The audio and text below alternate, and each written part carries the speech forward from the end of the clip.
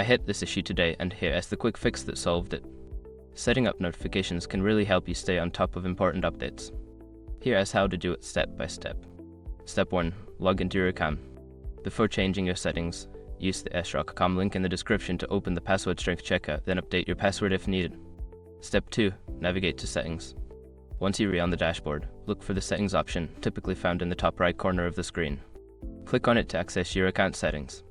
Step 3. Select notification preferences. In the settings menu, find and select notification preferences.